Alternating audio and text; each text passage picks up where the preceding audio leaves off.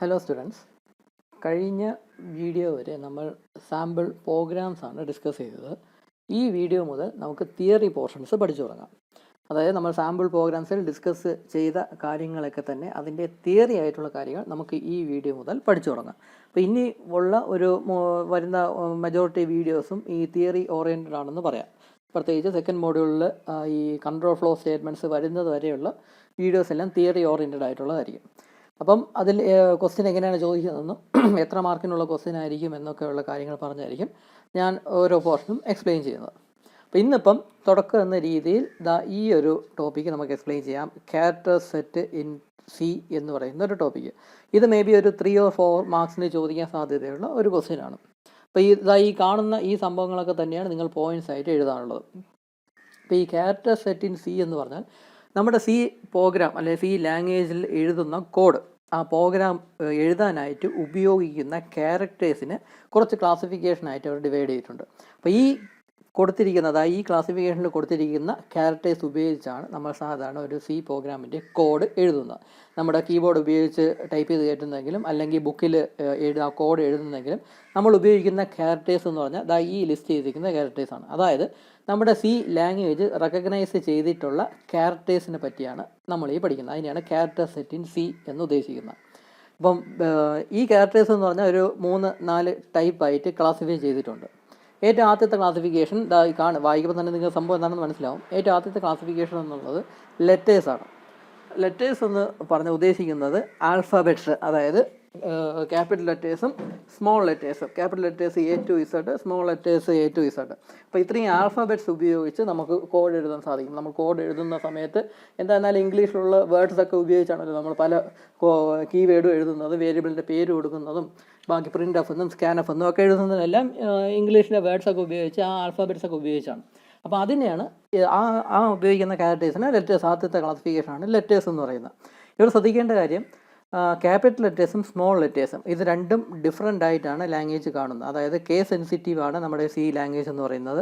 Capital letters വേറെ, small letters വേറെ. Capital ലെറ്റേഴ്സിന് പകരം സ്മോൾ ലെറ്റേഴ്സ് ഉപയോഗിക്കാൻ നോക്കത്തില്ല. ക്യാപിറ്റൽ ലെറ്റേഴ്സിന് പകരം ക്യാപിറ്റൽ ലെറ്റർ തന്നെ ഉപയോഗിക്കുന്ന രീതിയാണ്.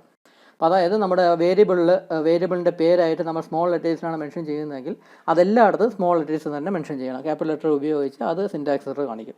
അപ്പോൾ കേസ് സെൻസിറ്റീവ് ആണ് എന്ന കാര്യം ഓർക്കുക. അപ്പോൾ ലെറ്റേഴ്സാണ് ആദ്യത്തെ ക്ലാസിഫിക്കേഷൻ. രണ്ടാമത്തെ ക്ലാസിഫിക്കേഷൻ ഡിജിറ്റ്സ്. ഈ കാണുന്ന പോലെ തന്നെ 0 to 9 വരെയുള്ള ഡിജിറ്റ്സും നമ്മൾ പ്രോഗ്രാം എഴുതാനായിട്ടും ഇൻപുട്ടായിട്ട് കൊടുക്കാനായിട്ടും ഒക്കെ ഉപയോഗിക്കും. അപ്പം 0 to 9 വരെയുള്ള ഡിജിറ്റ്സും സി ലാംഗ്വേജ് റെക്കഗ്നൈസ് ചെയ്തിട്ടുണ്ട്. പിന്നെ വരുന്നതാണ് സ്പെഷ്യൽ ക്യാരക്ടേഴ്സ് എന്ന കാറ്റഗറിയിൽ വരുന്നത്. അതായത് ഇങ്ങനത്തെ ഈ കാണുന്ന സിമ്പിൾസ് എല്ലാം. അപ്പോൾ ഇതിനെല്ലാം സ്പെഷ്യൽ ക്യാരക്ടേഴ്സ് എന്നാണ് പറയുന്നത്. ഈ സിമ്പിൾസിനെല്ലാം, ഈ ഓരോ സിമ്പിളിനും ഓരോ പേരുണ്ട്. അത് ഞാൻ അടുത്ത സ്ലൈഡിലായിട്ട് കാണിക്കാം, ജസ്റ്റ് ഒന്ന് അറിഞ്ഞിരിക്കാനായിട്ട്. ഈ ഓരോ സിമ്പിളിനും ഓരോ പേരൊക്കെ ഉണ്ട്.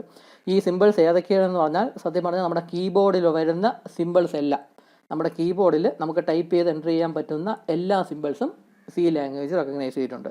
ആ നമ്മുടെ കീബോർഡിൽ വരുന്ന എല്ലാ സിമ്പിൾസും ഞാൻ ഇവിടെ ഏകദേശം എല്ലാ സിമ്പിൾസും ഞാനിവിടെ ടൈപ്പ് ചെയ്ത് കയറ്റിയിട്ടുണ്ട്. ഈ കാണുന്ന സിമ്പിൾസ് എല്ലാം ആണ് കീബോർഡിൽ അവൈലബിൾ ആയിട്ടുള്ളത്. പിന്നെ ഇവിടെ ശ്രദ്ധിക്കേണ്ട കാര്യം, ഇത് കണ്ടോ, ഇത് ഡബിൾ കോഡ്സ് എന്ന് പറയും, ഇത് സിംഗിൾ കോഡ്സ് എന്നും പറയും.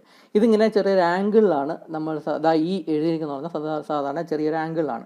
പക്ഷേ നമ്മൾ സാധാരണ പ്രോഗ്രാം എഴുതുമ്പോൾ ഇങ്ങനെ ആംഗിളിൽ വരയ്ക്കാറില്ല. 2 വെർട്ടിക്കൽ ലൈൻ അല്ലെങ്കിൽ ഇതാണ് ഈ ഒരു വെർട്ടിക്കൽ ലൈനായിട്ട് നമ്മൾ സാധാരണ ഈ ഡബിൾ കോഡ്സ് സിംഗിൾ കോഡ്സ് ഒക്കെ എഴുതാറുള്ളൂ. അല്ലാതെ ഇങ്ങനെ ആംഗിളിൽ വരയ്ക്കുന്ന രീതിയിൽ നമ്മളങ്ങനെ വരയ്ക്കാറില്ല.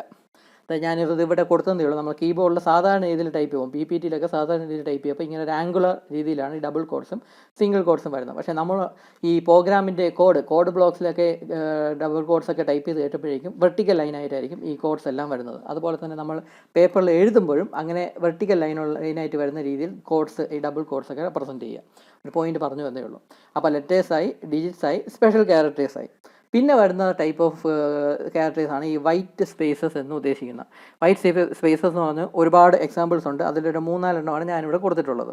അതിലൊന്ന് ബ്ലാങ്ക് സ്പേസ് എന്ന് പറഞ്ഞാൽ നമ്മുടെ കീബോർഡിൽ സ്പേസ് ബാർ ടൈപ്പ് ചെയ്യുമ്പോൾ സ്പേസ് ബാർ പ്രസ് ചെയ്യുമ്പം ഒരു സ്പേസ് അവിടെ ക്രിയേറ്റ് ചെയ്യുമല്ലോ, അതിനെയാണ് ബ്ലാങ്ക് സ്പേസ് എന്ന് ഉദ്ദേശിക്കുന്നത്. അതും ഒരു ക്യാരക്ടർ തന്നെയാണ്. സ്പേസ് എന്ന് പറയുന്നതും ഒരു ക്യാരക്ടറായിട്ടാണ് റെക്കഗ്നൈസ് ചെയ്തിട്ടുള്ളത്. അപ്പോൾ സ്പേസ് ബാർ പ്രസ് ചെയ്യുമ്പം ക്രിയേറ്റ് ചെയ്യുന്ന ആ ഒരു സ്പേസിനാണ് ബ്ലാങ്ക് സ്പേസ് എന്ന് ഉദ്ദേശിക്കുന്നത്. ഈ ഹൊറിസോണ്ടൽ ടാബ് എന്ന് പറഞ്ഞാൽ നമ്മുടെ ടാബ് ബട്ടൺ ഉണ്ട് കീബോർഡിൽ. ആ ടാബ് ബട്ടൺ പ്രസ് ചെയ്യുമ്പം കർസർ കുറച്ച് റൈറ്റിലോട്ടൊന്ന് മൂവ് ചെയ്യും. കർസർ ഒരു പോയിന്റിൽ നിന്ന് കുറച്ച് സ്പേസ് ഗ്യാപ്പ് ഇട്ട് കർസർ ഒന്ന് മൂവ് ചെയ്യും. അപ്പോൾ അതിനെയാണ് ഈ ഹൊറിസോണ്ടൽ ടാബ് എന്നുകൊണ്ട് ഉദ്ദേശിക്കുന്നത്. പറഞ്ഞു വരികയാണെങ്കിൽ ആ ഗ്യാപ്പ് എന്ന് പറയുന്നത്, ഈ ടാബ് ബട്ടൺ പ്രസ് ചെയ്യപ്പം ഒരു ഗ്യാപ്പ് ലെങ്തി ആയിട്ടുള്ളൊരു സ്പേസ് അവിടെ ക്രിയേറ്റ് ചെയ്യുമെന്ന് പറഞ്ഞു. അതെന്ന് പറയുന്ന ഒരു 8 സ്പേസിനുള്ള ആ ഗ്യാപ്പാണ് അവർ ക്രിയേറ്റ് ചെയ്യുന്നത്. 8 സ്പേസിനുള്ള ഗ്യാപ്പാണ് ഈ ടാബ് ബട്ടൺ പ്രസ് ചെയ്യുമ്പം ഈ കർസർ മുന്നോട്ട് നീങ്ങുമെന്ന് പറഞ്ഞാൽ റൈറ്റ് സൈഡിലോട്ടായിരിക്കും മൂവ് ചെയ്യുന്നത്. അപ്പോൾ അതിനെയാണ് ഹൊറിസോണ്ടൽ ടാബ് എന്നുകൊണ്ട് ഉദ്ദേശിക്കുന്നത്. ഈ ഹൊറിസോണ്ടൽ ടാബിനെ നമുക്ക് /T എന്ന ക്യാരക്ടർ കൊണ്ടാണ് പ്രസൻറ്റ് ചെയ്യുന്നത്. ഇത് സത്യം പറഞ്ഞാൽ 2 അക്ഷരമുണ്ട്. / എന്ന് പറയുന്ന ആദ്യത്തെ അക്ഷരം, T എന്ന് പറയുന്ന രണ്ടാമത്തെ അക്ഷരം. പക്ഷേ നമ്മുടെ പ്രോഗ്രാമിംഗ് ലാംഗ്വേജിൽ /T എന്ന് പറഞ്ഞാൽ അതൊരു സിംഗിൾ ക്യാരക്ടറായിട്ടാണ് ഉദ്ദേശിക്കുന്നത്. നമ്മുടെ പ്രോഗ്രാം എഴുതുന്ന സമയത്ത് പ്രിൻ്റ് ഓഫ് സ്റ്റേറ്റ്മെൻ്റ് അകത്ത് ഡബിൾ കോട്ട്സിൻ്റെ അകത്ത് ഈ /T എന്ന് ഇട്ട് കൊടുത്താൽ ഔട്ട്പുട്ട് സ്ക്രീനിൽ /T എന്നായിരിക്കത്തില്ല അപ്പിയർ ചെയ്യുന്ന, പകരം ഒരു ഗ്യാപ്പ് അവിടെ ക്രിയേറ്റ് ചെയ്യും. 8 സ്പേസിൻ്റെ ഒരു ഗ്യാപ്പ് അവിടെ ക്രിയേറ്റ് ചെയ്തായിരിക്കും ഔട്ട്പുട്ട് സ്ക്രീനിൽ അത് വരുന്നത്. അങ്ങനെ കുറച്ച് ഗ്യാപ്പ്, ഒരു ഹൊറിസോണ്ടലായിട്ടുള്ള കുറച്ച് ഗ്യാപ്പ് ഡിസ്പ്ലേ ചെയ്യുന്ന സമയത്ത് ക്രിയേറ്റ് ചെയ്യാൻ വേണ്ടിയാണ് ഈ /T എന്ന് പറയുന്ന ക്യാരക്ടർ ഉപയോഗിക്കുന്നത്. അതൊരു സിംഗിൾ ക്യാരക്ടറായിട്ടാണ് പറയുന്നത്. /T എന്ന് പറഞ്ഞാൽ ഹൊറിസോണ്ടൽ ടാബാണ് ഉദ്ദേശിക്കുന്നത്. ഈ ന്യൂ ലൈൻ ക്യാരക്ടർ നിങ്ങൾക്കറിയാമല്ലോ, /N എന്നുള്ളത് നമ്മൾ ആൾറെഡി യൂസ് ചെയ്തു, നമ്മൾ അതിനെപ്പറ്റി പഠിക്കുകയും ചെയ്തു. /N എന്ന് പറഞ്ഞാൽ പുതിയൊരു ക്യാരക്ടർ ക്രിയേറ്റ് ചെയ്യാൻ വേണ്ടിയുള്ള ഒരു ക്യാരക്ടറാണ് ഈ /N എന്ന് പറയുന്നത്. ഇതും 2 അക്ഷരമാണ് എങ്കിലും നമ്മളതിനെ സിംഗിൾ ക്യാരക്ടറായിട്ടാണ് കൺസിഡർ ചെയ്യുന്നത്. /N എന്ന് ഇട്ട് കൊടുത്ത ഈ പ്രിൻ്റ് ഓഫ് എന്ന സ്റ്റേറ്റ്മെൻ്റ് അകത്ത് ഡബിൾ കോട്ട്സിൻ്റെ അകത്ത് /N എന്ന് എഴുതി നമ്മൾ പ്രോഗ്രാം റൺ ചെയ്യുകയാണെങ്കിൽ ഔട്ട്പുട്ട് സ്ക്രീനിൽ /N എന്ന് അപ്പിയർ ചെയ്യത്തില്ല, പകരം ഒരു പുതിയ ലൈൻ ആയിരിക്കും അവിടെ ക്രിയേറ്റ് ചെയ്യുന്നത്. കർസർ ആ പ്രസൻറ്റ് ലൈനിൽ നിന്ന് അടുത്ത ലൈനിൻ്റെ ബിഗിനിങ്ങിലേക്ക് ആ കർസർ മൂവ് ചെയ്യും. അങ്ങനെ പ്രസൻറ്റ് ലൈനിൽ നിന്ന് നെക്സ്റ്റ് ലൈനിൻ്റെ ബിഗിനിങ്ങിലേക്ക് കർസർ മൂവ് ചെയ്യാൻ വേണ്ടി ഉപയോഗിക്കുന്ന ഒരു ക്യാരക്ടറാണ് /N എന്നുള്ളത്. അതുപോലെയുള്ള ഒരു സംഭവമാണ് ഈ /R എന്നുള്ളത്. അതിനെ ക്യാരേജ് റിട്ടേൺ എന്നാണ് ടെക്നിക്കലി പറയുന്നത്. ക്യാരേജ് റിട്ടേൺ ഈ /R എന്ന് ടൈപ്പ് ചെയ്യുകയാണെങ്കിൽ സംഭവിക്കുന്നതെന്ന് വെച്ചാൽ കർസർ ഒരു പ്രസൻറ്റ് ലൈനിൽ നിന്നും ആ ലൈനിൻ്റെ തന്നെ ബിഗിനിങ്ങിലോട്ട് കർസർ മൂവ് ചെയ്യും.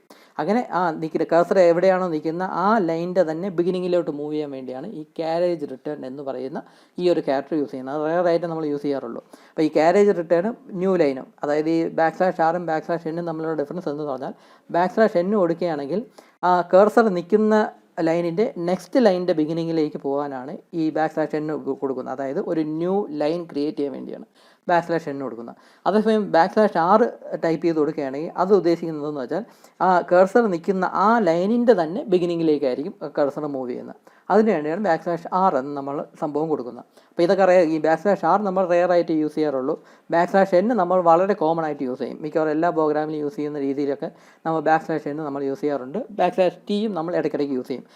ഔട്ട്പുട്ട് സ്ക്രീനിൽ കുറച്ച് ഗ്യാപ്പ് കിട്ടിയിട്ട് എന്തെങ്കിലും ടെക്സ്റ്റ് ഡിസ്പ്ലേ ചെയ്യണമെങ്കിലൊക്കെ /T ആണ് നമ്മൾ ഉപയോഗിക്കുന്നത്. അപ്പോൾ ഇതിൻ്റെ എല്ലാ എക്സാമ്പിൾസും നമുക്ക് അടുത്ത സ്ലൈഡിൽ കാണാം. അപ്പോൾ ഈ ഒരു സംഭവത്തിൽ ഈ horizontal tab, carriage return, new line എന്നൊക്കെ പറയുന്നതിന് എസ്കേപ്പ് സീക്വൻസസ് എന്നാണ് സാധാരണ പറയുന്നത്. എസ്കേപ്പ് സീക്വൻസസ് ഒരു 8-10 എണ്ണം ഉണ്ട്. ഞാനിവിടെ ഒരു 3 എണ്ണേ ഞാനിവിടെ ലിസ്റ്റ് ചെയ്തിട്ടുള്ളൂ. കാരണം ഒരുപാട് എല്ലാ ഈ 8-10 എണ്ണവും പഠിക്കേണ്ട ആവശ്യമൊന്നുമില്ല, അത്രത്തോളം ഇമ്പോർട്ടൻ്റ് അല്ല. എന്നാലും ജസ്റ്റ് ഒന്ന് മനസ്സിലാക്കിയേക്കുക, ഇങ്ങനത്തെ സംഭവങ്ങളെ, ഇങ്ങനെ 2 അക്ഷരം വരുന്ന സിംഗിൾ ക്യാരക്ടറായിട്ട് കൺസിഡർ ചെയ്യുന്ന കാര്യങ്ങളെ എസ്കേപ്പ് സീക്വൻസസ് എന്നാണ് പറയുന്നത്. അപ്പോൾ ഈ എസ്കേപ്പ് സീക്വൻസസ് കാറ്റഗറിയിൽ വരുന്ന ഒരുപാട് ഇങ്ങനത്തെ ക്യാരക്ടേഴ്സ് ഉണ്ട്. അപ്പോൾ അതിലൊരു 3 എണ്ണം മാത്രമേ ഞാനിവിടെ കാണിച്ചിട്ടുള്ളൂ. ബാക്കി നിങ്ങൾ ടെക്സ്റ്റ് നോക്കുകയാണെങ്കിൽ ബാക്കിയുള്ളതും കൂടെ കാണാൻ നോക്കും. അത്രത്തോളം ഇമ്പോർട്ടൻ്റ് ഒന്നുമല്ല. അപ്പോൾ ജസ്റ്റ് ഒന്ന് മനസ്സിലാക്കിയേക്കാം. അപ്പോൾ ഒരു 3 or 4 മാർക്സിൻ്റെ ക്വസ്റ്റ്യൻ ആയിട്ടായിരിക്കും ക്യാരക്ടർ സെറ്റ് ഇൻ C എന്ന് പറഞ്ഞ് ചോദിക്കുന്നത്. അപ്പോൾ ആ സമയത്ത് ബേസിക്കലി നിങ്ങൾ ഇത് തന്നെയാണ് എഴുതേണ്ടത്. ഈ കാണുന്നതൊക്കെ തന്നെയാണ് നിങ്ങൾ എഴുതേണ്ടത് പോയിൻറ്റ്സ് ആയിട്ട്. അപ്പോൾ ലെറ്റേഴ്സ് ആയിട്ടും ഡിജിറ്റ്സ് ആയിട്ടും സ്പെഷ്യൽ ക്യാരക്ടേഴ്സ് ആയിട്ടും വൈറ്റ് സ്പേസസും ആയിട്ടൊക്കെ സംഭവത്തിൻ്റെ ക്ലാസിഫൈ ചെയ്തിട്ടുണ്ട്. അതായത് ഈ കാണുന്ന ക്യാരക്ടേഴ്സൊക്കെ ഉപയോഗിച്ച് നമുക്ക് C പ്രോഗ്രാമിൻ്റെ കോഡ് എഴുതാം എന്നാണ് അർത്ഥം. അപ്പോൾ ഈ കാണുന്ന ക്യാരക്ടേഴ്സ് എല്ലാം C ലാംഗ്വേജ് റെക്കഗ്നൈസ് ചെയ്തിട്ടുണ്ട്. അതാണ് അതിൻ്റെ അർത്ഥം. ഈ കാണുന്ന ക്യാരക്ടേഴ്സൊക്കെ ഉപയോഗിച്ച് നമുക്ക് പ്രോഗ്രാം എഴുതാനായിട്ട് സാധിക്കും. അപ്പോൾ അതിനാണ് ക്യാരക്ടർ സെറ്റ് ഇൻ C എന്ന് പറയുന്നത്. അപ്പോൾ നമുക്ക് അടുത്ത സ്ലൈഡിൽ ഇതിൻ്റെ കുറച്ച് എക്സാമ്പിൾസ് കാണാം. എന്താണ് മറ്റേ ന്യൂ ലൈൻ ക്യാരക്ടറിൻ്റെയും ഹൊറിസോണ്ടൽ ടാബിൻ്റെയൊക്കെ കുറച്ച് എക്സാമ്പിൾസ് ഇവിടെ നമുക്കൊന്ന് ഡിസ്കസ് ചെയ്യാം. ഇവിടെ ഒരു സിമ്പിളായിട്ടൊരു പ്രോഗ്രാം കൊടുത്തിട്ടുണ്ട്. #studio.h എന്ന് എഴുതി ഇൻഡ് മെയിൻ എന്ന് എഴുതി ഇവിടെ ബ്രാക്കറ്റ് ഓപ്പൺ ചെയ്ത് കേർലി ബ്രാക്കറ്റ് ഓപ്പൺ ചെയ്തിട്ട് പ്രിൻ്റ് എഫ് എന്നും പറഞ്ഞുകൊണ്ട് ഞാൻ 3 സ്റ്റേറ്റ്മെൻറ്റ് ഇവിടെ കൊടുത്തിട്ടുണ്ട്. ഓരോന്നും ഓരോ ലൈനിലായിട്ട് കൊടുത്തിട്ടുള്ളത്. ഇത് ജസ്റ്റ് 3 സ്ഥലങ്ങളുടെ പേരാണ് ഞാനിവിടെ കൊടുത്തിട്ടുള്ളത്. Print F Kottayam, print F Thiruvananthapuram, print F Mahe എന്നിവിടെ കൊടുത്തിട്ടുണ്ട്. അപ്പോൾ ഇത് 3 സ്റ്റേറ്റ്മെൻ്റ് ആയിട്ടാണ് കൊടുത്തിട്ടുള്ളത്. 3 പ്രിൻ്റ് എഫ് സ്റ്റേറ്റ്മെൻ്റ് ആയിട്ടാണ് കൊടുത്തിട്ടുള്ളത്. 3 ലൈനിലായിട്ടാണ് കൊടുത്തിട്ടുള്ളത്. പക്ഷേ ഈ ഒരു പ്രോഗ്രാം എക്സിക്യൂട്ട് ചെയ്യുമ്പോൾ, അതായത് പ്രോഗ്രാം കമ്പൈൽ ചെയ്യുമ്പോൾ അല്ലെങ്കിൽ പ്രോഗ്രാം റൺ ചെയ്യുന്ന സമയത്ത് നമുക്ക് കിട്ടുന്ന ഔട്ട്പുട്ട് എന്ന് പറയുന്നത് അതായത് ഇങ്ങനെ ഒരു ഔട്ട്പുട്ടായിരിക്കും. ഔട്ട്പുട്ട് സ്ക്രീനിൽ തെളിഞ്ഞ് വരുന്ന ടെക്സ്റ്റ് എന്ന് പറയുന്നത് ഇങ്ങനെ ഒരു ഔട്ട്പുട്ടായിരിക്കും. അതായത് കോട്ടയം, തിരുവനന്തപുരം, മാഹി എന്ന് പറഞ്ഞുകൊണ്ട് ഒറ്റ ലൈനായിട്ട് വരും. അതായത് ഈ പ്രിൻ്റ് എഫ് എന്ന് പറയുന്ന സ്റ്റേറ്റ്മെൻറ്റ് പല പല സ്റ്റേറ്റ്മെൻ്റ് ആയിട്ട് കൊടുത്തു എന്ന് പറഞ്ഞോ, അല്ലെങ്കിൽ പല ലൈനിലായിട്ട് ഈ പ്രിൻ്റ് എഫ് സ്റ്റേറ്റ്മെൻറ്റ് കൊടുത്തു എന്നും പറഞ്ഞ് ഔട്ട്പുട്ട് സ്ക്രീനിൽ മൾട്ടിപ്പിൾ ലൈനായിട്ട് ആ ടെക്സ്റ്റ് അപ്പിയർ ചെയ്യത്തില്ല. അതെല്ലാം കൂടെ ഒറ്റ ലൈനായിട്ടേ വരത്തുള്ളൂ. കാരണം ഈ കോട്ടയം എന്ന് ഡിസ്പ്ലേ ചെയ്തതിന് ശേഷം കർസർ അവിടെ തന്നെ വെയിറ്റ് ചെയ്യണം.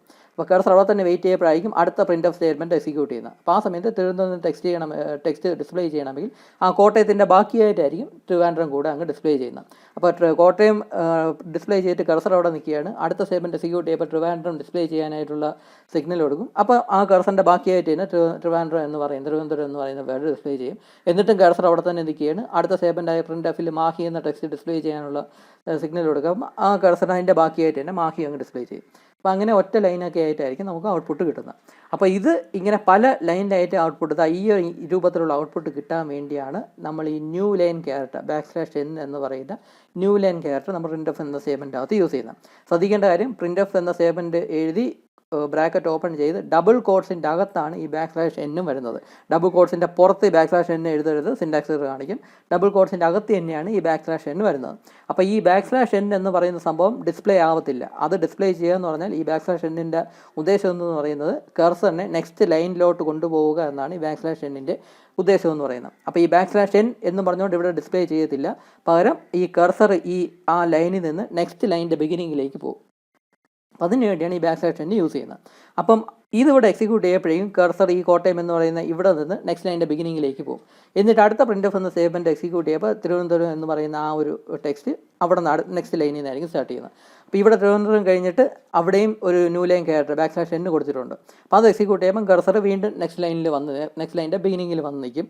അത് കഴിഞ്ഞിട്ടായിരിക്കും മാഹി എന്നുള്ളത് ഡിസ്പ്ലേ ചെയ്യുന്നത്. അപ്പോൾ അങ്ങനെ ന്യൂ ലൈൻ ക്രിയേറ്റ് ചെയ്യാൻ വേണ്ടിയാണ് ഈ \n എന്നുള്ള സംഭവം കൊടുക്കുന്നത്.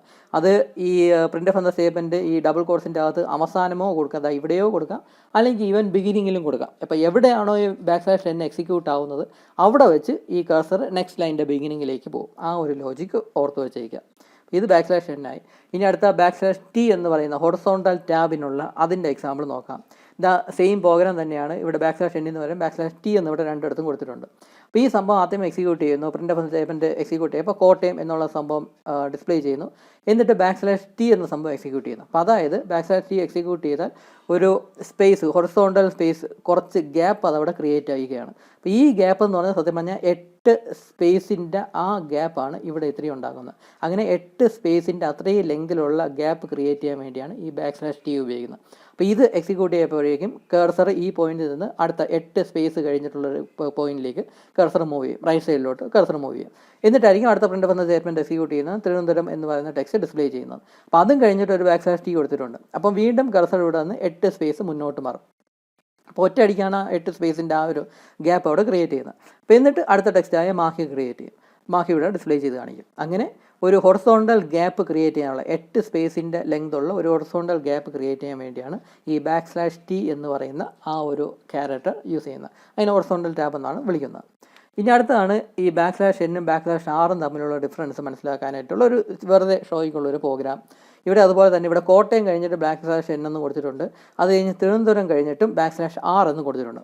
അപ്പോൾ ഈ പ്രോഗ്രാം എക്സിക്യൂട്ട് ചെയ്യുമ്പോൾ എന്താണ് സംഭവിക്കുന്നത് നമുക്ക് നോക്കാം. അപ്പോൾ ആദ്യം കോട്ടയം എന്നുള്ള ഡിസ്പ്ലേ ചെയ്യും, അത് കഴിഞ്ഞിട്ട് \n എന്നുള്ള എക്സിക്യൂട്ട് ചെയ്യും. അപ്പോൾ ഈ കർസർ കോട്ടയം എന്ന് ഡിസ്പ്ലേ ചെയ്തിട്ട് കർസർ നെക്സ്റ്റ് ലൈനിൻ്റെ ബിഗിനിങ്ങിലേക്ക് വന്ന് നിൽക്കും. നെക്സ്റ്റ് ലൈനിൻ്റെ ബിഗിനിങ്ങിൽ വന്ന് നിൽപ്പുണ്ട്.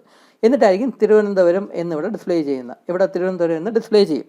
തിരുവനന്തപുരം എന്ന് ഡിസ്പ്ലേ ചെയ്തിട്ട് ഈ \r എന്നത് എക്സിക്യൂട്ട് ചെയ്യും. അപ്പോൾ ഈ തിരുവനന്തപുരം എന്ന് ഡിസ്പ്ലേ ചെയ്തിട്ട് \r എന്ന് എക്സിക്യൂട്ട് ചെയ്യും. അപ്പോൾ നടക്കുന്നതെന്ന് പറഞ്ഞാൽ ആ ലൈനിൻ്റെ തന്നെ ബിഗിനിങ്ങിലേക്ക് കർസർ പിന്നെ മൂവ് ചെയ്യും, പറയിലോട്ട് മൂവ് ചെയ്യും. അപ്പോൾ ഏത് ലൈനിലാണോ കർസർ നിൽക്കുന്നത് ആ ലൈനിൻ്റെ തന്നെ ബിഗിനിങ്ങിലേക്ക് കർസർ മൂവ് ചെയ്യാൻ വേണ്ടിയാണ് \r കൊടുക്കുന്നത്. അപ്പോൾ അതുകൊണ്ടാണ് ഈ തിരുവനന്തപുരം വന്ന് m വരെ വന്ന് കർസർ നിന്നിട്ട് ഈ \r എന്ന് എക്സിക്യൂട്ട് ചെയ്യുമ്പം ആ ലൈനിൻ്റെ തന്നെ ബിഗിനിങ്ങിലേക്ക് കർസർ മൂവ് ചെയ്യും. എന്നിട്ടായിരിക്കും ബാക്കിയുള്ള print of statement text display ചെയ്യുന്നത്. അങ്ങനെ ഡിസ്പ്ലേ ചെയ്ത അവസ്ഥയാണ് ഈ കാണുന്നത്. അപ്പോൾ ഇവിടെ THIRU എന്ന ആ ഒരു ലെറ്റേഴ്സ് ഇവിടെ ഉണ്ടായിരുന്നു. അതിനെ ഓവർ റൈറ്റ് ചെയ്തു. മാഹി എന്ന വേർഡ് കൊണ്ട് ഇവിടെ ഓവർ റൈറ്റ് ചെയ്തു. ബാക്കിയുള്ളത് ഓവർ റൈറ്റ് ചെയ്യാനൊന്നുമില്ല. ബാക്കിയുള്ളത് നമുക്ക് ഇങ്ങനെ തന്നെ ഡിസ്പ്ലേ ചെയ്ത് കാണിക്കും. ഇനി ഒരു പ്രിൻ്റ് ഓഫ് എന്ന സ്റ്റേറ്റ്മെൻറ്റ് വരികയാണെങ്കിൽ ഈ മാഹി എന്ന് കഴിഞ്ഞിട്ട് അവിടെ നിന്നായിരിക്കും ബാക്കിയുള്ള ഡിസ്പ്ലേ ചെയ്യുന്നത്. കാരണം കർസർ ഇവിടെ തന്നെ നിൽക്കുകയാണ്. ഈ മാഹി എന്നുള്ളത് പ്രിൻറ്റ് ചെയ്തിട്ട് കർസർ ഇവിടെ തന്നെ നിൽക്കുകയാണ്. അപ്പോൾ ഇനി എന്തെങ്കിലും പ്രിൻറ്റ് ചെയ്യാൻ കാണിക്കുകയാണെങ്കിലും ഈ വനന്തപുരം എന്ന സംഭവത്തിന് ഓവർ റൈറ്റ് ചെയ്തായിരിക്കും അതവിടെ ഡിസ്പ്ലേ ചെയ്ത് കാണിക്കുന്നത്. അപ്പോൾ ഈ \r എന്ന് പറഞ്ഞാൽ ഏത് ലൈനിലാണോ കഴ്സർ നിൽക്കുന്നത് അതിൻ്റെ ബിഗിനിങ്ങിലേക്ക് പോകാൻ വേണ്ടിയാണ് ഈ \r ഉപയോഗിക്കുന്നത്. ഇത് വളരെ റെയറായിട്ട് ഉപയോഗിക്കും. ഞാനിതിവിടെ പറഞ്ഞു എന്ന് മാത്രമേ ഉള്ളൂ. സാധാരണ നമ്മുടെ പ്രോഗ്രാംസിലൊന്നും എഴുതാറേ ഇല്ല. കഴിഞ്ഞ തവണ ഞാൻ ഈ സബ്ജക്റ്റ് പഠിച്ചല്ലോ, ഞാൻ ഈ സബ്ജക്റ്റ് പഠിച്ച സമയത്ത് \r ഉപയോഗിച്ചുള്ള ഒരു പ്രോഗ്രാമും എഴുതിയിട്ടില്ലായിരുന്നു. കാരണം അത് വളരെ റെയറായിട്ട് യൂസ് ചെയ്യാറുള്ളൂ. സാധാരണ രീതിയിലൊന്നും \r നമ്മൾ യൂസ് ചെയ്യാറില്ല. പക്ഷേ എന്നാലും ജസ്റ്റ് ഒന്ന് പറഞ്ഞു എന്നേ ഉള്ളൂ. പക്ഷേ ഈ \n എന്നുള്ളത് വളരെ വളരെ കോമൺ ആയിട്ട് നമ്മൾ യൂസ് ചെയ്യും. ഒരു പ്രോഗ്രാം തന്നെ ഒന്നിൽ കൂടുതൽ തവണയൊക്കെ നമ്മൾ യൂസ് ചെയ്യും ന്യൂ ലൈൻ ക്രിയേറ്റ് ചെയ്യാൻ വേണ്ടിയിട്ട്. എന്നാലേ കറക്റ്റ് രീതിയിലുള്ള ഔട്ട്പുട്ടൊക്കെ നമുക്ക് ഡിസ്പ്ലേ ചെയ്ത് കാണിക്കാനൊക്കത്തുള്ളൂ. ഓരോ ലൈനിലൊക്കെ ആയിട്ട് നമുക്ക് ഡിസ്പ്ലേ ചെയ്ത് കാണിക്കണമെങ്കിൽ \n നമ്മൾ കോമൺ ആയിട്ട് യൂസ് ചെയ്യണം. പിന്നെ ചില സിറ്റുവേഷനിൽ ആവശ്യം വരികയാണ് ഈ \t എന്ന് പറഞ്ഞ ആ ഹൊറിസോണ്ടൽ ടാബും നമ്മൾ യൂസ് ചെയ്യാറുണ്ട്. അപ്പോൾ ഇത്രയും കാര്യം ഒന്ന് ഓർത്തിരിക്കുക. പിന്നെ വരുന്ന സ്പെഷ്യൽ ക്യാരക്ടേഴ്സ് ഞാൻ നേരത്തെ അടുത്ത സ്ലൈഡിൽ പറഞ്ഞു. ഈ കാണുന്ന സ്പെഷ്യൽ ക്യാരക്ടേഴ്സിന് ഓരോന്നിനും ഓരോ പേരുണ്ടെന്ന് പറഞ്ഞു. അപ്പോൾ ആ ജസ്റ്റ് എന്താണ് ആക്ച്വലായിട്ടുള്ള പേര് എന്താണെന്ന് ജസ്റ്റ് ഒന്ന് ഓർത്ത് വെച്ചേക്കുക. നിങ്ങൾക്കറിയാം, ഇത് എക്സാമിനൊന്നും ചോദിക്കുകയൊന്നുമില്ല, എന്നാലും ജസ്റ്റ് ഒന്ന് കണ്ടു വെച്ചേക്കുക, അത്രയേ ഉള്ളൂ. അതായത് കാണാതെ പഠിക്കുകയൊന്നും വേണ്ട. ഇതിൻ്റെ പല ക്യാരക്ടേഴ്സിൻ്റെ പേര് നിങ്ങൾക്കറിയാം. കുറച്ച് കൺഫ്യൂഷനായിട്ടുള്ള കുറച്ച് ഇത് മാത്രം ഞാൻ ഒന്ന് പറയാം. അപ്പോൾ ഇവിടെ ഈ സ്റ്റാറിൻ്റെ സിമ്പിൾ, നമ്മൾ സ്റ്റാർ എന്നാണ് കാഷ്വലി വിളിക്കുന്നതെങ്കിലും അതിൻ്റെ ആക്ച്വലായിട്ടുള്ള പേരെന്ന് പറഞ്ഞാൽ ആസ്റ്ററിസ്ക് എന്നാണ് അതിൻ്റെ ആക്ച്വലായിട്ടുള്ള പേര്. നമ്മൾ കാഷ്വലായിട്ട് സ്റ്റാർ എന്ന് പറയും. ഈ മൾട്ടിപ്ലിക്കേഷന് വേണ്ടി അരത്തൻറ്റിക് ഓപ്പറേഷനായ മൾട്ടിപ്ലിക്കേഷൻ റെപ്രസെൻറ്റ് ചെയ്യാൻ വേണ്ടിയാണ് ഈ സ്റ്റാർ ഉപയോഗിക്കുന്നത്. പിന്നെ ഇത് സ്ലാഷ് എന്ന് പറയും. സാധാരണ ഡിവിഷൻ റെപ്രസെൻറ്റ് ചെയ്യാൻ വേണ്ടിയാണ് ഈ സ്ലാഷ് ഉപയോഗിക്കുന്നത്. ഇതിനെ \/ എന്ന് പറയും. അപ്പോൾ ഈ \/ ഉപയോഗിച്ചാണ് നമ്മുടെ \n \r എന്ന സംഭവം എല്ലാം കൊടുക്കുന്നത്. ഇങ്ങനെയാണ് \/ എഴുതുന്നത്. അപ്പോൾ അതായത് ഒരാൾ പിറകിലോട്ട് ചരിഞ്ഞ് നിൽക്കുന്നു എന്ന രീതിയിലൊക്കെ നിങ്ങൾക്ക് വേണമെങ്കിൽ ഒന്ന് ഓർത്ത് വയ്ക്കാം. അപ്പോൾ അതിനെയാണ് \/ എന്ന് ഉദ്ദേശിക്കുന്നത്. അപ്പോൾ ഈ സ്ലാഷും \/ തമ്മിലുള്ള ആംഗിൾ മാറിപ്പോയത്. സ്ലാഷ് എന്ന് പറഞ്ഞാൽ നിങ്ങൾക്ക് വേണമെങ്കിൽ ഒരു മനുഷ്യൻ മുന്നോട്ട് തള്ളി നിൽക്കുന്നു അല്ലെങ്കിൽ മുന്നോട്ട് ചരിഞ്ഞ് നിൽക്കുന്നു എന്നൊക്കെ വിചാരിക്കാം. \/ എന്ന് പറഞ്ഞാൽ പിറകോട്ട് ചരിഞ്ഞ് നിൽക്കുന്നു എന്നൊക്കെ നിങ്ങൾക്ക് വേണമെങ്കിൽ ഓർത്ത് വയ്ക്കാം. അപ്പോൾ ഇത് സ്ലാഷും \/ പിന്നെ പെർസെൻറ്റേജ് ഈ വെർട്ടിക്കൽ ബാർ എന്ന് പറയുന്ന ഈ ഒരു സിമ്പിൾ, ഇങ്ങനെ ഒരു സിമ്പിൾ നമ്മുടെ കീബോർഡിലുണ്ട്. അപ്പോൾ ഇതിൻ്റെ പേരെന്ന് പറഞ്ഞാൽ വെർട്ടിക്കൽ ബാർ എന്നാണ്. പിന്നെ ടിൽഡ് എന്ന് പറയുന്ന ഇതൊന്നും അത് യൂസ് ചെയ്യാറില്ല അങ്ങനെ. ഇത് ടിൽഡ് എന്ന് പറയുന്നത്. പിന്നെ question mark, exclamation mark, comma, full സ്റ്റോപ്പിനെ പീരിയഡ് എന്നും പറയും. അപ്പോൾ ഇത് ഫുൾ സ്റ്റോപ്പ് നമ്മുടെ ന്യൂമറിക്കൽ വാല്യൂ, ഡെസിമൽ പോയിൻ്റുള്ള ന്യൂമറിക്കൽ വാല്യൂ ഒക്കെ എഴുതുമ്പം ഇതാണ് ഡെസിമൽ പോയിൻ്റ് ആയിട്ട് ആക്ട് ചെയ്യുന്നത്. അപ്പോൾ ഇതിനെ ഫുൾ സ്റ്റോപ്പ് എന്നോ പീരിയഡ് എന്നൊക്കെ പറയും. ഇത് സെമി-കോളൻ, ഇത് കോളൻ. സെമി-കോളനും കോളനും തമ്മിലുള്ള വ്യത്യാസം മനസ്സിലായല്ലോ. ഇത് സെമി-കോളൻ, ഇത് കോളൻ. സെമി-കോളനാണ് നമ്മളെപ്പോഴും യൂസ് ചെയ്യുന്നത്. ഇത് കോളൻ. പിന്നെ ഇത് അപ്പോസ്ട്രോഫി, ഇത് കോട്ട്സ് അല്ലെങ്കിൽ കൊട്ടേഷൻ മാർക്ക് എന്ന് പറയും. ഇത് ഡബിൾ കോട്ട്സും ഉണ്ട്, സിംഗിൾ കോട്ട്സും ഉണ്ട്. ഈ കാണുന്ന ഡബിൾ കോട്ട്സ് ആണ്. അപ്പോൾ എഴുതപ്പം നമ്മൾ ഇങ്ങനെ 2 വെർട്ടിക്കൽ ലൈനായിട്ട് വേണം നമ്മൾ എഴുതാനുള്ളത്. അല്ലാതെ ചരിഞ്ഞ രീതിയിൽ കൊട്ടേഷൻ സാധാരണ എഴുതാറില്ല. നമ്മുടെ പ്രോഗ്രാമിന് വേണ്ടി അങ്ങനെ ചരിഞ്ഞ രീതിയിൽ എഴുതാറില്ല. പിന്നെ ഇതിനെ ആൻഡിൻ്റെ സിമ്പിൾ നമ്മൾ സാധാരണ കാഷ്വലായിട്ട് വിളിക്കും. ഇതിന് ആക്ച്വലായിട്ടുള്ള പേരെന്ന് പറഞ്ഞാൽ ആംബർസെൻഡ് എന്നാണ് അതിൻ്റെ ആക്ച്വലായിട്ടുള്ള പേര്. അതിനെ ആൻഡ് എന്ന് നമ്മൾ സാധാരണ വിളിക്കും. പിന്നെ ഇത് ഹാഷ്, ഡോളർ, കാരറ്റ് എന്നൊക്കെയാണ് ഈ ഒരു സിമ്പിൾ എന്ന് പറയുന്നത്. ഇതിനെ ലെസ് ദാൻ സിമ്പിൾ എന്ന്, ഇത് ഗ്രേറ്റർ ദാൻ സിമ്പിൾ എന്ന് പറയും. നമ്മളത് ബ്രാക്കറ്റായിട്ട് ഉപയോഗിക്കുന്ന സമയത്ത് ഇതിനെ ആംഗിൾ ബ്രാക്കറ്റ്സ് എന്നും സാധാരണ പറയാറുണ്ട്. അപ്പോൾ ഈ less than simple, greater than simple തന്നെ ബ്രാക്കറ്റായിട്ടൊക്കെ യൂസ് ചെയ്യാറുണ്ട്. അപ്പോൾ ആ സമയത്ത് അതിനെ ആംഗിൾ ബ്രാക്കറ്റ്സ് എന്ന് നമ്മൾ സാധാരണ വിളിക്കും. പിന്നെ ഇത് ഈക്വൽ ടു സിമ്പിൾ, ഇത് സിമ്പിൾ ബ്രാക്കറ്റ്സ് എന്ന് പറയും. പക്ഷേ അതിൻ്റെ ആക്ച്വലായിട്ടുള്ള പേരെന്ന് പറഞ്ഞാൽ പരന്തസിസ് എന്നാണ്. അതാണ് അതിൻ്റെ ആക്ച്വലായിട്ടുള്ള പേര്. നമ്മളതിനെ സിമ്പിൾ ബ്രാക്കറ്റ്സ് എന്ന് പറയും. ഇതിനെ സ്ക്വയർ ബ്രാക്കറ്റ് എന്ന് നമ്മൾ സാധാരണ പറയുമെങ്കിലും ഇതാണ് ആക്ച്വലി ബ്രാക്കറ്റ് എന്ന് ഉദ്ദേശിക്കുന്നത്. ബാക്കിയെല്ലാം പരന്തസിസും ഈ ലെസ് ദാൻ ഗ്രേറ്റർ ദാൻ സിമ്പിളും ഒക്കെയാണ്. ആക്ച്വലായിട്ടുള്ള ബ്രാക്കറ്റ് എന്ന് പറഞ്ഞാൽ ഈ സംഭവമാണ്. പക്ഷേ നമ്മൾ അതിനെ സാധാരണ സ്ക്വയർ ബ്രാക്കറ്റ് എന്ന് പറയും. ഇതിനെ കേർലി ബ്രാക്കറ്റ് എന്ന് പറയും. ഇതിനെ ആക്ച്വലി ബ്രേസസ് എന്നാണ് പറയുന്നത്. ബ്രേസ്, ഓപ്പൺ ബ്രേസും ക്ലോസ് ബ്രേസും. ഇതിനെ നമ്മൾ സാധാരണ കാഷ്വലായിട്ട് കേർലി ബ്രാക്കറ്റ് എന്ന് വിളിക്കും. നമുക്കതാണ് സൗകര്യം. പിന്നെ ഇത് അണ്ടർസ്കോറും.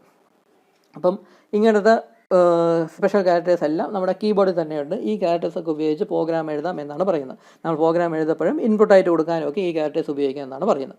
അപ്പോൾ ഇത്രയാണ് സ്പെഷ്യൽ ക്യാരക്ടേഴ്സ് എന്ന് പറയുന്നത്. ഇതൊന്നും കാണാൻ പഠിക്കേണ്ട ആവശ്യമില്ല, ജസ്റ്റ് ഒന്ന് മനസ്സിലാക്കി വെച്ചിരുന്നാൽ മതി. ഇതൊന്നും എക്സാമിന് ചോദിക്കത്തില്ല. ഇനി അടുത്തൊരു ഹോംവർക്ക് പോലെ ഞാനൊരു ക്വസ്റ്റ്യൻ തരാം. ഇത് നിങ്ങൾ എഴുതി നോക്കാം. ഞാനിങ്ങനെ ക്വസ്റ്റ്യൻ തരുന്നത് എന്തിനാണെന്ന് വെച്ചാൽ ഈ പ്രോഗ്രാമിംഗ് അറിഞ്ഞുകൂടാത്ത ആൾക്കാർക്ക് ചെറിയ സിമ്പിളായിട്ടുള്ള പ്രോഗ്രാം എഴുതി തുടങ്ങിയാലേ അവർക്ക് കാര്യം എന്താണെന്ന് മനസ്സിലാവത്തുള്ളൂ, എങ്ങനെയാണ് പ്രോഗ്രാമിംഗ് എഴുതുന്നതെന്നൊക്കെ മനസ്സിലാവത്തുള്ളൂ. അല്ലാതെ ഞാൻ കൂടിയ പ്രോഗ്രാംസ് മാത്രമേ എഴുതി തുടങ്ങത്തുള്ളൂ, കൂടിയ പ്രോഗ്രാംസ് മാത്രമേ പഠിക്കുന്നുള്ളൂ, ആ കൂടിയ പ്രോഗ്രാംസ് പഠിക്കുന്നതാണ് എളുപ്പം എന്നൊക്കെ വിചാരിച്ച് വെക്കുകയാണെങ്കിൽ നിങ്ങളെപ്പോഴും അങ്ങനെ വെച്ചുകൊണ്ടിരിക്കത്തേ ഉള്ളൂ, അല്ലാതെ നിങ്ങൾ എഴുതാനായിട്ട് പോകുന്നില്ല.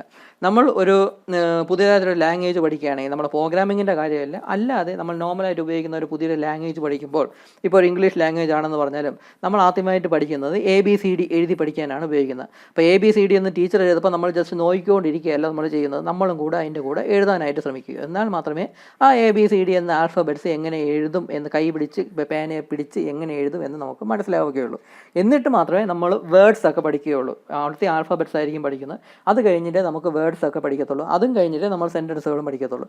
അല്ലാതെ ഞാൻ ആദ്യമേ വേർഡ്സ് മാത്രമേ എഴുതുള്ളൂ, അല്ലെങ്കിൽ ഞാൻ ആദ്യം മുതലേ സെൻറ്റൻസ് മാത്രമേ ഞാൻ എഴുതാറുള്ളൂ, ആൽഫബറ്റ് ഒന്നും ഞാൻ എഴുതി പഠിക്കത്തില്ല, വേർഡ്സ് ഞാൻ എഴുതി പഠിക്കത്തില്ല എന്നൊക്കെ വിചാരിച്ചുകൊണ്ടിരിക്കുകയാണെങ്കിൽ നിങ്ങൾ ഒരിക്കലും ലാംഗ്വേജ് പഠിക്കാനും പോകുന്നില്ല. അതുപോലെ തന്നെയാണ് നമ്മുടെ ഈ പ്രോഗ്രാമിംഗ് ലാംഗ്വേജും എന്ന് പറയുന്നത്. ആദ്യം വളരെ സിമ്പിളായിട്ടുള്ള പ്രോഗ്രാം എഴുതി എങ്ങനെയാണ് ആ പ്രോഗ്രാം എഴുതുന്നത് എന്നൊക്കെ മനസ്സിലാക്കി ആദ്യം എഴുതപ്പോൾ എന്തായിരുന്നാലും തെറ്റുകൾ വരും, എന്തായിരുന്നാലും മിസ്റ്റേക്സ് ഒരുപാട് വരും. ആ മിസ്റ്റേക്സ് കറക്റ്റ് ചെയ്യുമ്പോൾ മാത്രമേ നിങ്ങൾക്ക് കാര്യം എന്താണെന്ന് മനസ്സിലാവുകയുള്ളൂ. അതുകൊണ്ട് സിമ്പിൾ പ്രോഗ്രാംസ് എഴുതി തുടങ്ങുക. സിമ്പിൾ പ്രോഗ്രാംസ് എഴുതി തുടങ്ങിയാൽ അങ്ങോട്ട് പഠിച്ചു പോകുമ്പോൾ വലിയ വലിയ പ്രോഗ്രാംസ് എഴുതാൻ പറ്റത്തുള്ളൂ. അല്ലാതെ ഞാൻ ആദ്യം മുതലേ വലിയ പ്രോഗ്രാംസ് മാത്രമേ പഠിക്കുകയുള്ളൂ എന്ന് പറഞ്ഞിരിക്കുകയാണെങ്കിൽ ഒരു കാലത്ത് നിങ്ങൾ ഈ പ്രോഗ്രാമിംഗ് ഒന്നും പഠിക്കാനും പോകുന്നില്ല. അതുകൊണ്ടാണ് ഞാൻ ഹോംവർക്ക് എന്നും പറഞ്ഞുകൊണ്ട് ഞാൻ ചുമ്മാ ക്വസ്റ്റ്യൻസ് തരുന്നത്. ഇത് ചെയ്ത് എന്നെ കാണിച്ചാൽ മാത്രമേ ഞാൻ നിങ്ങൾക്ക് മാർക്ക് തരുള്ളൂ എന്നൊന്നുമില്ല. ഇത് അസൈൻമെൻറ്റ് ആയിട്ടുമല്ല, ഇത് ഞാൻ വെറുതെ തരുന്നതാണ്. നിങ്ങൾക്ക് താല്പര്യമുണ്ടെങ്കിൽ മാത്രം എഴുതി നോക്കിയാൽ മതി. പ്രോഗ്രാമിംഗ് അറിഞ്ഞുകൂടാത്ത ആൾക്കാർക്ക് താല്പര്യമുണ്ടായാലേ പറ്റൂ. താല്പര്യമുണ്ടായില്ലെങ്കിൽ ഈ പ്രോഗ്രാമിംഗ് എന്ന കോഴ്സ്, ഈ സംഭവം നിങ്ങൾ പഠിച്ചെടുക്കാനും പോകുന്നില്ല. അപ്പം പറയാനുള്ള എൻ്റെ ജോലിയാണ്, അതുകൊണ്ട് ഞാൻ പറഞ്ഞു എന്നേ ഉള്ളൂ.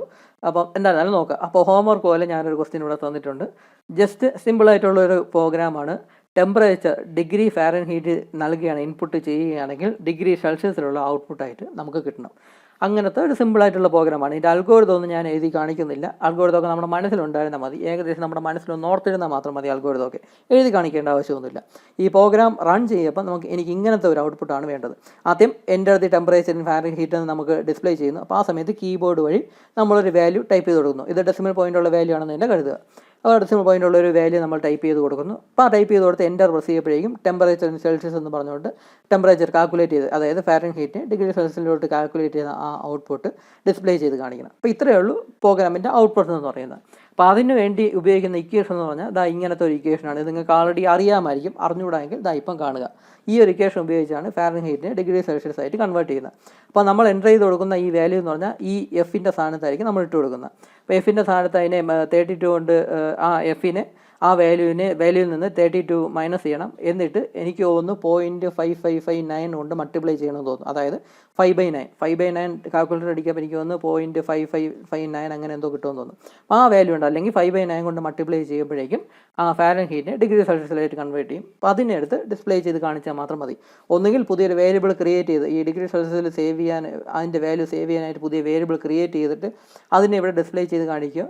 അതല്ല എങ്കിൽ ഡയറക്റ്റായിട്ട് ഈ ഇക്വേഷൻ തന്നെ പ്രിൻ്റ്എഫ് എന്ന സ്റ്റേറ്റ്മെൻറ്റ് ഉപയോഗിച്ച് ഈ വാല്യൂ ഡിസ്പ്ലേ ചെയ്ത് കാണിക്കുകയോ ചെയ്യാം. അതൊക്കെ നിങ്ങളുടെ സൗകര്യം. അപ്പോൾ എങ്ങനെയായിരുന്നാലും ഇങ്ങനൊരു പ്രോഗ്രാം എഴുതി നിങ്ങൾ ഔട്ട്പുട്ട്, കറക്റ്റായിട്ടുള്ള ഔട്ട്പുട്ട്, ഇതുപോലൊരു ഔട്ട്പുട്ട് തന്നെ കിട്ടുന്നുണ്ടോ എന്ന് നോക്കുക. അതല്ല നിങ്ങൾക്ക് മനസ്സിലാവുന്നില്ല, കിട്ടുന്നില്ല എങ്കിൽ ധൈര്യമായിട്ട് എന്നോട് ചോദിക്കാം. നിങ്ങൾ എഴുതിയ പ്രോഗ്രാം എന്താണോ അതെന്നെ കാണിച്ചാൽ മതി, മിസ്റ്റേക്ക് എന്താണെന്ന് ഞാൻ പറഞ്ഞുതരാം. അപ്പോൾ അങ്ങനെ മിസ്റ്റേക്ക് കറക്റ്റ് ചെയ്ത് മുന്നോട്ട് പോയാൽ മാത്രമേ ഇത് പഠിക്കാനായിട്ട് പറ്റുകയുള്ളൂ.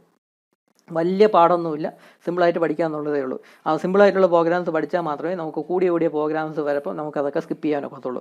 അതല്ല ഇപ്പോൾ സിമ്പിളായിട്ടുള്ള പ്രോഗ്രാംസ് എങ്കിലും അറിയാമല്ലോ എന്ന് നമുക്ക് വിചാരിച്ചിരിക്കാം. അല്ലാതെ എന്തായാലും വലിയ പ്രോഗ്രാംസ് മാത്രമേ നിങ്ങൾ പഠിക്കുകയുള്ളൂ എന്ന് പറഞ്ഞിരിക്കുകയാണെങ്കിൽ ഒരു കാലത്തും പഠിക്കാൻ പോകത്തില്ല. അപ്പോൾ ഞാൻ പറഞ്ഞു തന്നേ ഉള്ളൂ. അപ്പോൾ ഇത്രയേ ഉള്ളൂ ഈ വീഡിയോയിൽ. ഈ ഫോമൊക്കെ ചെയ്ത് നോക്കാൻ ശ്രമിക്കുക. ബാക്കി അടുത്ത ക്ലാസ്സിൽ ഡിസ്കസ് ചെയ്യാം. Thank you.